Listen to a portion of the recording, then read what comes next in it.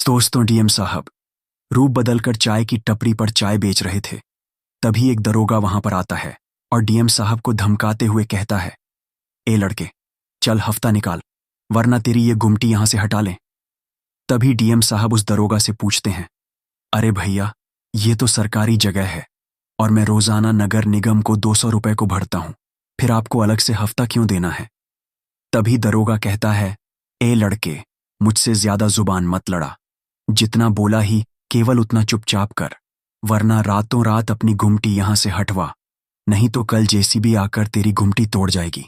तभी डीएम साहब ने बोला, देखिए इंस्पेक्टर साहब, मैं निगम का पूरा पैसा ईमानदारी से देता हूं और मैं नगर निगम की जगह पर खड़ा हूं। इसके अलावा मैं आपको अलग से कोई हफ्ता नहीं दूंगा। यह सुनकर दरोगा पूरी तरीके से बौखला जाता है और गुस्से में फिर वह जो कदम उठाता है, सच्चाई सुनकर आपके भी कान फटे के फटे रह जाएंगे। दोस्तों, ये घटना है उत्तर प्रदेश के ही एक जिले की है। दोस्तों, एक गरीब किसान परिवार था जिसमें हरिशंकर लाल जी थे, वो उनकी पत्नी सुशीला जी, वे एक उनका लड़का था जिसका नाम विनय था। पति पत्नी पूरे दिन खेत में बहुत मेहनत करते थे। पूरे दिन मेहनत कर कर वह दिन का 2 पैसा कमा कर लेकर आते थे और अपने बच्चे को खाना खिलाते थे और उसकी पढ़ाई की फीस भरते थे।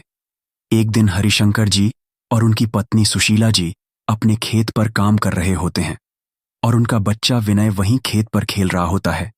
तभी एक गाड़ी में 4 गुंडे आते हैं और गाड़ी से निकलकर उस किसान की कॉलर पकड़कर कहते हैं कि कल तक तेरा यह खेत हमारे नाम हो जाना चाहिए, क्योंकि यहां पर हम बहुत बड़ा हाईवे बनाने वाले हैं और उसमें एक मॉल बनाने वाले हैं, तो तेरी ये जमीन पूरी तरीके से मेरे नाम कर दे। किसान उनके आगे बहुत गिड़गिड़ाता है। वह कहता है, देखिए साहब, मेरी ये जमीन पूरे 20 लाख की है, लेकिन आप इसके मुझे केवल 2 लाख दे रहे हैं, तो मैं आखिर यह जमीन कैसे आपको दे दूं? इस जमीन से मेरा परिवार पलता है, इस जमीन से मेरे बच्चे के स्कूल की फीस भरी जाती है, इसी जमीन से मैं अपने बच्चे को रोटी खिलाता हूं। तभी वह गुंडे उस किसान के साथ मारपीट करते हैं। उसकी जो पत्नी होती है उसे भी थप्पड़ मारकर कहते हैं कि अपने आदमी को समझा लेना, यदि कल तक इसने यह जमीन हमारे नाम नहीं करी तो तुम्हारे बच्चे को खत्म कर देंगे या उसे उठाकर ले जाएंगे। वह किसान उन गुंडों के पैरों में गिर जाता है, उनसे माफी मांगने लगता है कि आप मेरे बच्चे को कुछ मत करिए, मैं ये जमीन तो आपको दे दूंगा, लेकिन उसके बाद मेरा क्या होगा? 2 लाख में मैं क्या करूंगा? मैं कौन सा नया व्यापार शुरू करूंगा? मैं कहां रहूंगा? मैं कब तक अपने बच्चे की फीस भर पाऊंगा? वह किसान रोते रोते उन गुंडों से बहुत प्रार्थना करता है, लेकिन वह गुंडे बिल्कुल निर्दय होते हैं। वह उस किसान पर बिल्कुल भी दया नहीं दिखाते। उसे लात मारते हुए कहते हैं, यह सब तेरी समस्या है, इसे तू जान, लेकिन कल तक तेरी यह पूरी जमीन हमारे नाम हो जानी चाहिए। ऐसी धमकी देकर वह गुंडे वहां से चले जाते हैं। तभी वह किसान अपनी पत्नी व अपने बच्चे को लेकर वहीं जिले के पुलिस थाने में जाता है। पुलिस थाने में जब वह जाता है तो वहां उसे अजय चौहान नाम का दरोगा मिलता है। किसान दरोगा जी से बोलता है, दरोगा जी, मेरा नाम हरिशंकर लाल है। मेरा यह छोटा सा 8 वर्ष का बेटा है जिसका नाम विनय है। हमें पिछले कुछ महीनों से कुछ लोग परेशान कर रहे हैं और जबरदस्ती हमारी जमीन हड़पना चाहते हैं। मेरी जमीन की कीमत 20 लाख है, लेकिन वह मुझे केवल 2 लाख का मुआवजा देकर मेरी पूरी जमीन हड़पना चाहते हैं। यह बात सुनकर दरोगा समझ जाता है कि यह किन गुंडों का काम है, और सबसे बड़ी बात यह होती है कि अजय चौहान जो दरोगा होता है वह भी उन्हीं गुंडों के साथ मिला होता है। वह किसान की पूरी बात सुन लेता है, लेकिन उनकी कोई मदद नहीं करता। वह उल्टा किसान को धमकाता है कि चुपचाप उन गुंडों की बात मान लो, वरना वे तुम्हें और तुम्हारे पूरे परिवार को खत्म कर देंगे। दरोगा जी की बात सुनकर हरिशंकर जी बहुत रोते हैं। वह पूरी रात अपने परिवार के साथ बैठकर यही विचार कर रहे होते हैं कि कल वह गुंडे फिर आएंगे। आखिर अब उन्हें क्या जवाब दिया जाए? रोते रोते पूरा परिवार सो जाता है। सुबह जब विनय और किसान की पत्नी उठते हैं तो देखते हैं कि किसान हरिशंकर ने आत्महत्या कर ली। उसने अपने ही खेत के कुएं में कूदकर अपनी जान दे दी। यह देखकर विनय बहुत डर जाता है और वह देखता है कि वह गुंडे जबरदस्ती उसकी मां से वह जमीन अपने नाम करवा रहे हैं, और जिस दरोगा के पास हरिशंकर लाल जी अपने परिवार को लेकर मदद मांगने गए थे, वह दरोगा भी उन्हीं गुंडों के साथ वहां खड़ा होता है, लेकिन वह उन गुंडों पर कोई केस नहीं बन दरोगा मिलता है। किसान दरोगा जी से बोलता है, दरोगा जी, मेरा नाम हरिशंकर लाल है। मेरा यह छोटा सा 8 वर्ष का बेटा है जिसका नाम विनय है। हमें पिछले कुछ महीनों से कुछ लोग परेशान कर रहे हैं और जबरदस्ती हमारी जमीन हड़पना चाहते हैं। मेरी जमीन की कीमत 20 लाख है, लेकिन वह मुझे केवल 2 लाख का मुआवजा देकर मेरी पूरी जमीन हड़पना चाहते हैं। ये बात सुनकर दरोगा समझ जाता है कि यह किन गुंडों का काम है, और सबसे बड़ी बात यह होती है कि अजय चौहान जो दरोगा होता है वह भी उन्हीं गुंडों के साथ मिला होता है। वह किसान की पूरी बात सुन लेता है, लेकिन उनकी कोई मदद नहीं करता। वह उल्टा किसान को धमकाता है कि चुपचाप उन गुंडों की बात मान लो, वरना वे तुम्हें और तुम्हारे पूरे परिवार को खत्म कर देंगे। दरोगा जी की बात सुनकर हरिशंकर जी बहुत रोते हैं। वह पूरी रात अपने परिवार के साथ बैठकर यही विचार कर रहे होते हैं कि कल वह गुंडे फिर आएंगे। आखिर अब उन्हें क्या जवाब दिया जाए। रोते रोते पूरा परिवार सो जाता है। सुबह जब विनय और किसान की पत्नी उठते हैं तो देखते हैं कि किसान हरिशंकर ने आत्महत्या कर ली। उसने अपने ही खेत के कुएं में कूदकर अपनी जान दे दी। यह देखकर विनय बहुत डर जाता है और वह देखता है कि वह गुंडे जबरदस्ती उसकी मां से वह जमीन अपने नाम करवा रहे हैं, और जिस दरोगा के पास हरिशंकर लाल जी अपने परिवार को लेकर मदद मांगने गए थे, वह दरोगा भी उन्हीं गुंडों के साथ वहां खड़ा होता है। लेकिन वह उन गुंडों पर कोई केस नहीं बनाता। वह हरिशंकर लाल जी की आत्महत्या को कर्ज का कारण बताकर बात को दबा देता है। यह सब देखकर विनय को बहुत गुस्सा आता है। वह मन ही मन ठान लेता है कि मुझे बड़े होकर इन 4 गुंडों से और इस दरोगा से बदला लेना ही। उसके बाद वह गुंडे उनकी पूरी जमीन और उनका पूरा खेत हड़प लेते हैं और उन्हें मात्र 2 लाख रुपए देकर सारे कागजात अपने नाम करवाकर उन माँ बेटों को धक्के मारकर वहां से निकाल देते हैं। वह माँ बेटे जैसे तैसे मेहनत मजदूरी कर कर अपना जीवन जीने लगते हैं, क्योंकि विनय अभी पढ़ाई कर रहा था और पढ़ाई में उसका मन भी बहुत अच्छा था। विनय ने कुछ सालों के बाद अपनी 10वीं बोर्ड की परीक्षा पास करी। उसके बाद उसने 12वीं की परीक्षा में भी 99% नंबर लाकर पूरे जिले में पहला स्थान प्राप्त करा।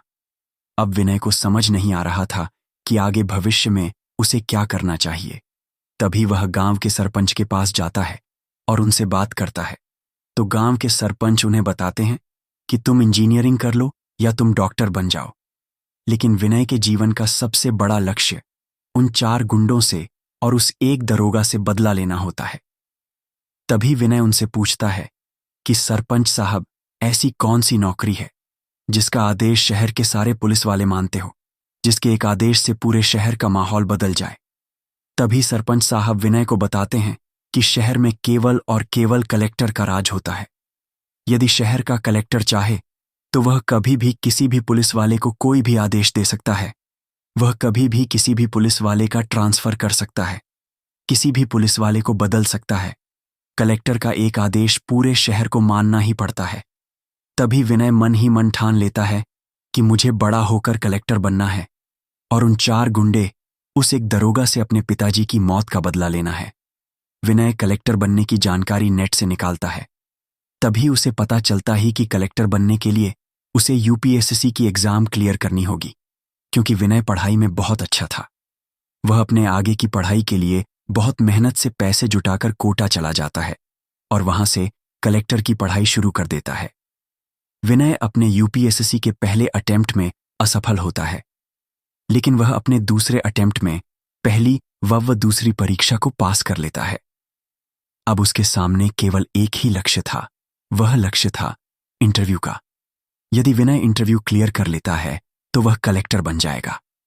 विनय अपने इंटरव्यू के लिए बहुत मेहनत करता है, बहुत पढ़ाई करता है और भगवान में उसका बहुत विश्वास होता है। तो उसका इंटरव्यू भी काफी अच्छा जाता है। वह बहुत खुश था क्योंकि उसका इंटरव्यू बहुत अच्छा गया था। और कुछ ही दिनों के बाद जब रिजल्ट आता है तो विनय का नाम सबसे पहले स्थान पर आता है। अच्छी बात यह थी कि विनय उसी जिले का कलेक्टर बनता है जहां पर उन गुंडों ने, पुलिस वालों ने मिलकर उसके पिता की हत्या करवा दी थी और आसपास के सभी किसानों की जमीन हड़प ली थी। कुछ महीनों तक विनय की काफी कठिन ट्रेनिंग चलती है। कुछ महीनों के बाद जब विनय अपनी पोस्ट पर आता है तो वह गांव में जाकर गांव के कुछ दुकानदार से वह कुछ किसानों से बातचीत करता है। तभी विनय को पता लगता है कि वह 4 गुंडे जो उसके पिता को परेशान कर रहे थे, वह अभी भी उसी गांव में रहते हैं और वह कभी कभार गांव में आकर गांव के दुकानदारों से हफ्ता वसूली करते हैं। उन दुकानदारों को धमका कर रखते हैं कि यदि तू यहां पर ठेला लगा रहा है तो तुझे रोज का हफ्ता हमें देना होगा। यदि तू यह हफ्ता नहीं देगा तो तेरी दुकान को रातों रात तोड़वा दिया जाएगा। और यदि कोई दुकानदार उन गुंडों की कंप्लेन करने पुलिस स्टेशन जाता है तो पुलिस भी उनकी कोई सहायता नहीं करती, क्योंकि जो पुलिस वाले होते हैं वह भी उन गुंडों के साथ मिले होते हैं। वह भी सारे घूसखोर होते हैं। तभी विनय ठान लेता है कि मुझे कोई ऐसी योजना बनानी होगी कि वह सारे गुंडे और घूसखोर पुलिस वाले सभी एक साथ रंगे हाथ पकड़ा जाए, वरना यदि मैंने गुंडों को पकड़ लिया तो वह पुलिस वालों का नाम नहीं लेंगे, और पुलिस वालों को पकड़ लिया तो वह गुंडों का नाम नहीं लेंगे। विनय को अब एक ऐसी योजना बनानी थी कि वे गुंडे और पुलिस वाले सभी को एक साथ रंगे हाथ पकड़ सके। तभी विनय अपनी पूरी योजना तैयार कर लेता है और अपने गुप्त सूत्रों को यह खबर दे देता है कि जिस दिन उन गुंडों का हफ्ता वसूली करने के लिए आने का समय हो, तब से एक दिन पहले वह उसे खबर दे दे। 4 से 5 दिनों के बाद विनय के गुप्त सूत्रों द्वारा उसे खबर मिल जाती है कि अगले आने वाले रविवार को गुंडे उसी गांव में हफ्ता वसूली के लिए आने वाले हैं। रविवार की सुबह सुबह ही विनय एक चाय वाले का लेकर उसी गांव में चाय की गुमटी लगाकर वहां पर चाय बेचने लग जाता है। दिन के 12 बजते हैं और वहां पर एक गाड़ी आती है जिनमें से 4 गुंडे उतरते हैं और वह गांव की हर एक दुकान से पूरा पूरा हफ्ता वसूल करते हैं। तभी 2 गुंडे विनय के पास आते हैं। विनय कहता है, अरे किस बात का हफ्ता, मैं तो नगर निगम का पूरा पैसा भरता हूं, नगर निगम की रसीद कटती है, मैं वह पूरा पैसा ईमानदारी से भरता हूं, आखिर मैं तुम्हें पैसा क्यों दूं। तभी उनमें से एक गुंडा बहुत ऊंची आवाज में बोलता है, ए बेवकूफ, ज्यादा बात मत कर, तू क्या नया नया आया है, क्या तुझे यहां का नियम नहीं पता। यदि यहां पर दुकान लगानी है, यहां पर व्यापार करना है तो रोज का हफ्ता देना होगा। हम महीने में 2 बार आएंगे और पूरे महीने का हफ्ता लेकर जाएंगे। चुपचाप हफ्ता निकाल, वरना 2 चांटे पड़ेंगे और तेरी पूरी दुकान को भी तोड़ दिया जाएगा। विनय बोलता है, अरे साहब, तुम ऐसे गुंडागर्दी करोगे तो मैं पुलिस के पास जाऊंगा, तुम्हारे नाम की रिपोर्ट लिखवा दूंगा। तभी वह गुंडे वहां पर हंसने लगते हैं और विनय से कहते हैं कि चल, तू अभी नया नया आया है, मैं खुद तुझे पुलिस वालों के पास ले जाता हूं। पुलिस वालों को जाकर कह देना कि हम आए थे और हफ्ता वसूली कर रहे थे। विनय बोलता है, मैं तुम्हें कोई हफ्ता नहीं देने वाला। तभी वह गुंडे विनय के साथ मारपीट करने लग जाते हैं। इतने में ही उधर से पुलिस की गाड़ी आ रही होती है। विनय देखता है कि उस गाड़ी में वही अजय चौहान नामक दरोगा बैठा है जो इनके साथ मिला हुआ है। विनय दौड़ता हुआ उस गाड़ी के आगे जाता है और गाड़ी के आगे गिड़गिड़ाने लगता है। विनय बोलता है, पुलिस वाले साहब, मुझे इन गुंडों से बचा लीजिए। यह गुंडे मेरे साथ मारपीट कर रहे हैं, मेरी दुकान में तोड़फोड़ कर रहे हैं और मुझसे हफ्ता मांग रहे हैं। क्योंकि विनय ने पूरी तरीके से अपना रूप बदल रखा था, इसीलिए वह दरोगा भी उसे नहीं पहचान पाता है कि यह तो यहाँ का कलेक्टर है। और वह गाड़ी से उतरकर गुंडों की बजाय विनय की कॉलर पकड़कर विनय से कहता है, तो इसमें गलत क्या है, चुपचाप इन्हें इनका हफ्ता दे, वरना यह तेरी दुकान पूरी तरीके से नष्ट कर देंगे और तू इनका चाहकर भी कुछ नहीं बिगाड़ पाएगा। और ऐसे रोते रोते तू मेरे पास, तो क्या पूरे थाने में किसी भी पुलिस वाले के पास चले जाना, कोई भी तेरी मदद नहीं करने वाला। दरोगा जैसे ही यह बात बोलता है, विनय के चेहरे से आंसू मिट जाते हैं और विनय हंसने लगता है। विनय की हंसी देखकर वो और वहां खड़े सभी गुंडे और दरोगा चौंक जाते हैं। गांव वाले भी विनय को देखकर चौंक जाते हैं कि आखिर यह गुंडे और पुलिस वालों के सामने हंस क्यों रहा है। फिर विनय धीरे धीरे अपनी दाढ़ी मूंछे और अपने बालों पर से नकली बाल हटाने लगता है और जैसे ही अपने रूप में आता है, सामने खड़े दारोगा की आंखें फटी की फटी रह जाती हैं। वह तुरंत सैल्यूट ठोकते हुए कहता है, अरे साहब, आप माफ कीजिएगा, मैंने आपको पहचाना नहीं। इतने में ही पीछे से कुछ अन्य थाने के पुलिस वाले आते हैं और वहां खड़े गुंडे को उस दरोगा को पकड़ लेते हैं।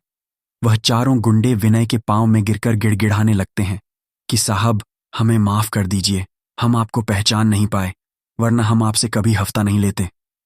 तभी वह दरोगा विनय के पास जाता है और कहता है, साहब आप बिल्कुल टेंशन मत लीजिए, हम सभी के साथ मिल जाइए, हमारा सिर्फ हफ्ता वसूली का नहीं, बल्कि 1-2 नंबर का भी बहुत बड़ा व्यापार है। हमारी जेब तो पूरी तरीके से गर्म है। हम आपको भी मालामाल कर देंगे। इस नौकरी से आपको जितने तनख्वाह मिलती है, हम उससे 10 गुना ज्यादा पैसा आपके घर हर महीने पहुंचाते रहेंगे। इस नौकरी से साहब आप कितना कमा लोगे? आप कैसे अपने परिवार का पालन पोषण करोगे? आपके माता पिता भी बुजुर्ग हो रही होंगे। अपनी पत्नी को, अपने बच्चों का भी आपको ध्यान रखना होगा। उसे आप इतना पैसा देंगे जितना आप इस नौकरी में पूरी जिंदगी में नहीं कमा सकते। तभी विनय गुस्से में आकर उस दरोगा को जोरदार थप्पड़ मारता है और कहता है, बेवकूफ, तूने अभी तक मुझे पहचाना नहीं। मैं उसी हरिशंकर लाल का बेटा हूं जिसे आज से 8 साल पहले तुमने जबरदस्ती आत्महत्या करने पर मजबूर कर दिया था। तुम सभी गुंडों ने और पुलिस वालों ने मिलकर मेरे पिताजी की सारी जमीन छीन ली थी। वह रोते रोते तुम्हारे पुलिस थाने में रिपोर्ट लिखवाने भी आए थे, लेकिन तुम पुलिस वालों ने भी उनकी कोई सहायता नहीं करी थी और इसी डर से रोते रोते उन्होंने रातों रात आत्महत्या कर ली। उसी दिन मैंने कसम खा ली थी कि तुम लोगों से इस शहर के कई सारे किसान, कई सारे दुकानदार परेशान हैं और एक ना एक दिन मैं इन सभी दुकानदारों को और इन सभी किसानों को तुम लोगों से मुक्त करवा कर रहूंगा। और मैं उसी हरिशंकर लाल किसान का बेटा विनय हूं जो आज इसी जिले का कलेक्टर बनकर आया हूं। तभी विनय तुरंत उस दरोगा का सस्पेंड लेटर लिखता है, साइन करता है और उन चारों गुंडों को अरेस्ट करवाता है। दरोगा के और उन लोगों के जो 2 नंबर के व्यापार होते हैं, उन सभी व्यापार की काली कमाई को झपट करवाकर उन सभी पर एक बहुत बड़ा केस बनवाकर उन सभी को जेल भिजवाता है। साथ ही साथ अभी तक उस दरोगा ने और अन्य पुलिस वालों ने, उन गुंडों ने जितने भी किसानों की जमीन हड़पी थी, जितने भी किसानों की जमीन पर कब्जा करना था, वह उन सभी किसानों को अपनी अपनी जमीन प्रदान करवाता है। वह शहर में जितने भी दुकानदारों से हफ्ता वसूली हो रही थी, वह सारी हफ्ता वसूली बंद करवाकर केवल नगर निगम की 200 रुपए की एक रसीद कटवाने का आदेश देता है। और साथ ही साथ शहर में जितने भी 2 नंबर की गलत व्यापार चल रहे थे, वह सभी भी धीरे धीरे कर विनय की डर से अपने आप बंद हो जाते हैं। शहर के सभी लोग विनय के इस कार्य से बहुत खुश थे। वह सभी लोग विनय का धन्यवाद करते थे।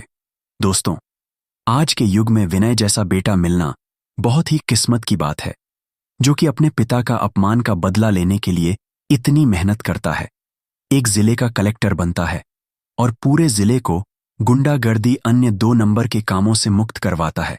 यदि दोस्तों, हमारा आज का हर एक युवा अपने मन को इतना मजबूत बना ले कि मुझे जीवन में कुछ ना कुछ करना ही है, तो इस दुनिया में कोई भी ऐसी बुरी शक्ति नहीं है जो उसे उसके सपने पूरे करने से रोक सके। लेकिन आजकल के लोग काफी ज्यादा मार्ग से भटक जाते हैं। वे सपने तो बड़े बड़े देखते हैं, लेकिन जब बात मेहनत करने की आती है तो उन्हें आलस आने लगता है।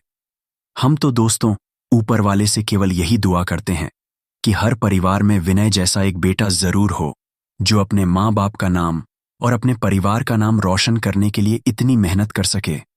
आपको विनय की यह बहादुरी, यह ईमानदारी कैसी लगी? कमेंट में जरूर बताएं। धन्यवाद।